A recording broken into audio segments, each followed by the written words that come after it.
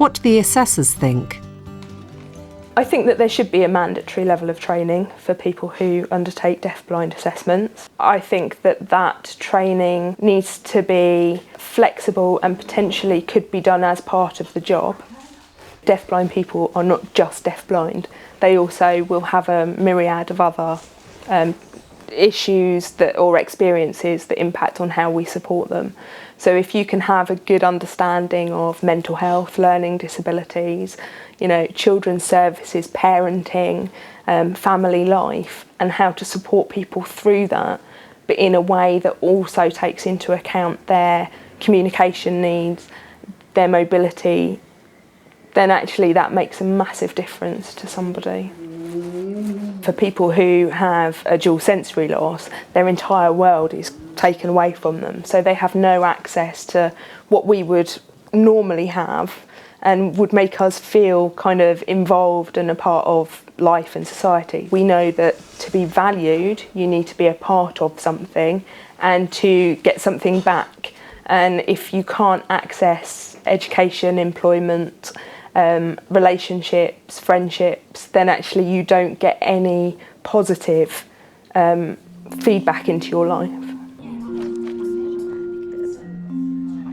One of the really good bits of the care bill that I think will be very beneficial for a lot of people, including deaf-blind people, is this concept of well-being.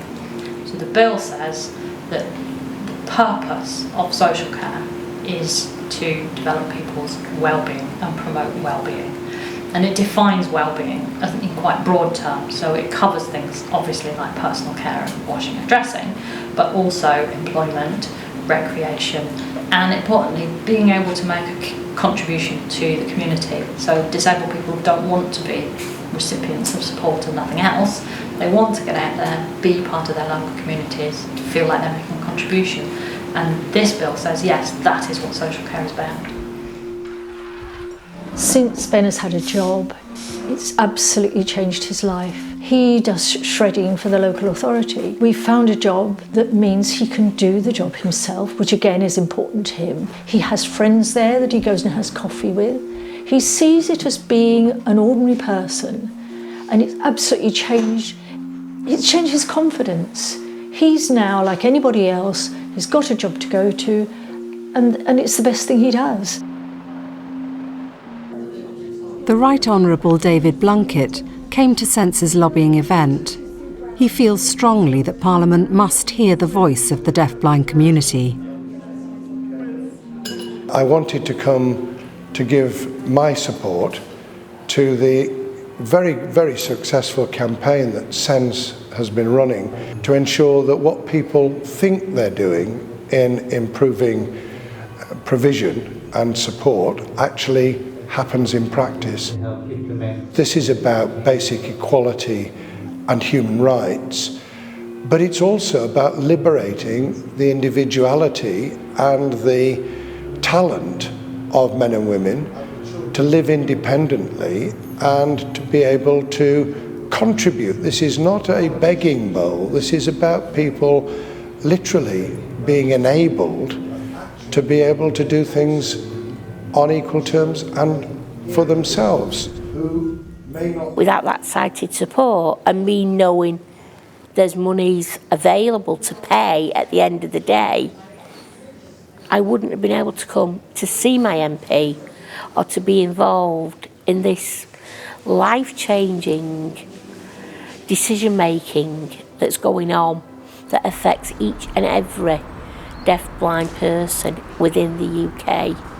And we need to make sure that government are aware. Without sighted support in our life, we don't have a life. We're stuck.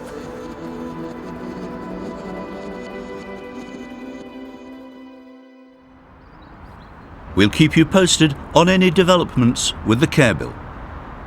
Now, the next item is something very different from the world of entertainment.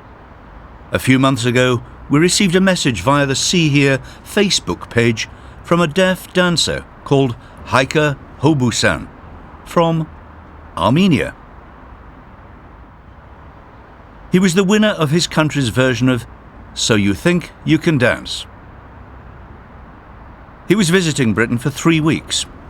We didn't waste any time picking up our cameras to film him in action.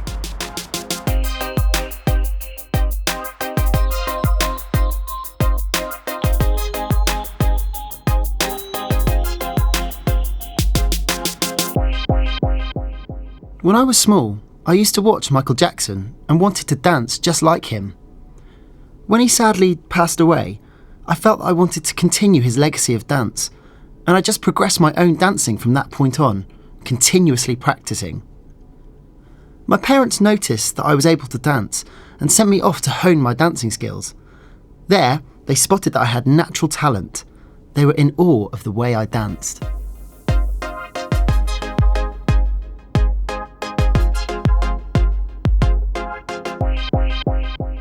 My teacher would begin the dance class with a warm-up. I'm able to match the style of dance to the beat of the music, feeling what's inside of me and then expressing it outwardly. I'm able to watch what everyone else is doing and follow suit. The beat and the rhythm of the music aside, I am able to automatically follow my natural expression in the form of dance.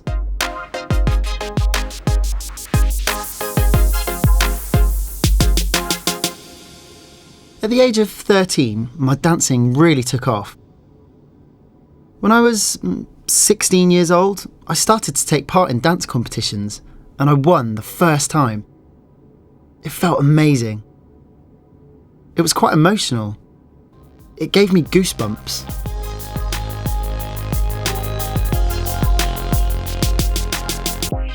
I watched the show So You Think You Can Dance on television, and I thought to myself, I could do that. Why not give it a try? So that's what I did.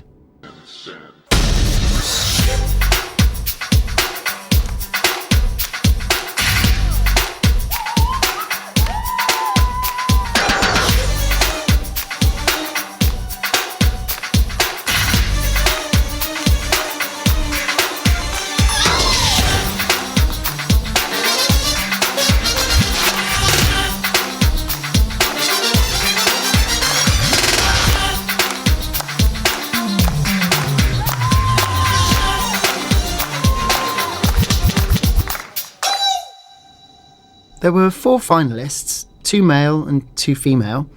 2 of the contestants got voted off, one after the other, leaving just myself and the last remaining competitor. Inside, I believed that the other dancer would win, and that was fine by me. I would have been happy with second place.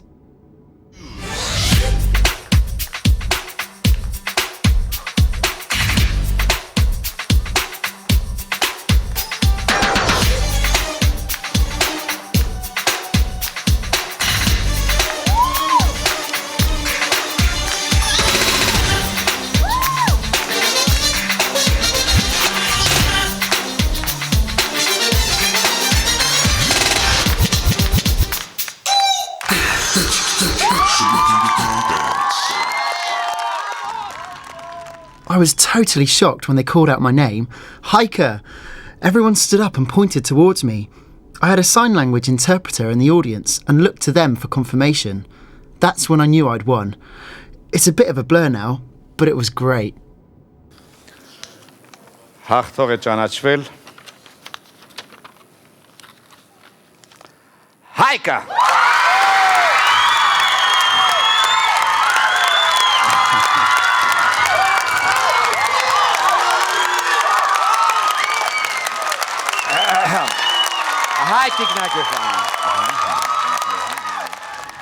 Never for a second did I think I'd win. It was a total shock, a real surprise. It was unbelievable. I can't believe it, even now. I just can't believe it. I won. I can't believe it.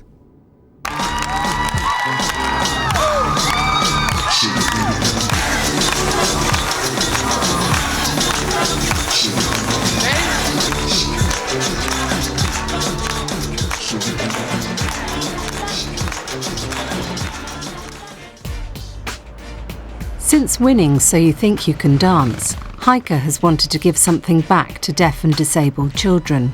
As part of an exchange project set up by the British Council, Hayk was invited over to London by the Canduco Dance Company. to help him gain the skills he needs to teach deaf dancers, along with 3 other Armenian dancers. During their time in London, the group is working with project leader Vicky Malin. Canduco is a professional contemporary dance company for disabled and non-disabled dancers who invite choreographers to work with them every season. They make new and exciting work that we tour both nationally and internationally. Working with Hayk, I'd say the main thing for me is thinking about use of language and how important language is, but also how we can really think about how we use that to work effectively. So rather than just talking, how can you deliver a really simple instruction that gets the information across and to get the aim of what your task is, what you want people to do, how you get that really effectively, I guess. So it's made me think about how I use my language as a teacher, definitely. Since arriving in London, I've learnt about many different styles of dancing. It's been a great shift in my repertoire of skills. Here, I put my usual hip-hop style aside and tried something different. New styles of dance.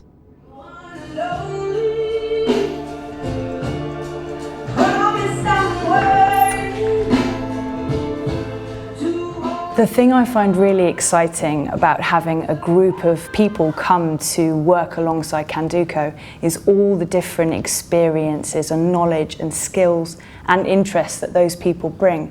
And that, even within our small group, is so diverse. We have different experiences of dance styles. So, for example, I have no knowledge whatsoever of hip-hop and break dance and all those things that Hayk has.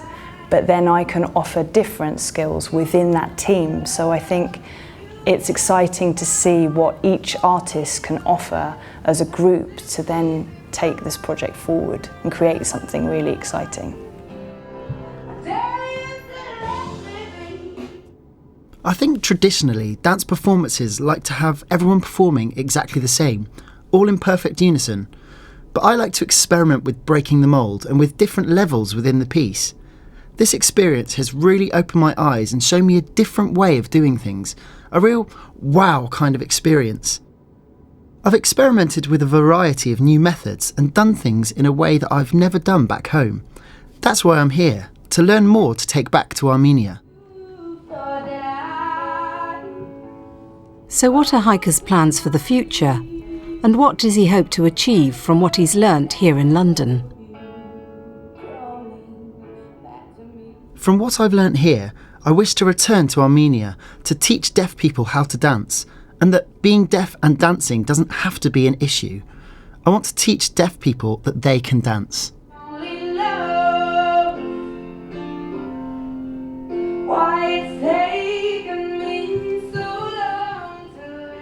I'm unable to hear, but that doesn't mean that I'm down in the dumps about it. No, I can dance. It's assumed hearing people can dance and deaf people can't. Most deaf people don't have the courage to take part in any form of dance, but I do. And when people see me dance, they are amazed. They say, "What? You're deaf? How can you dance?" And I reply without hesitation, "Of course I can. Deaf people can dance."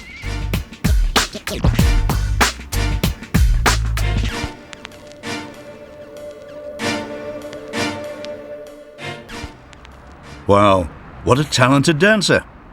Not for me. I'll leave that to the young ones. See you next week. Goodbye.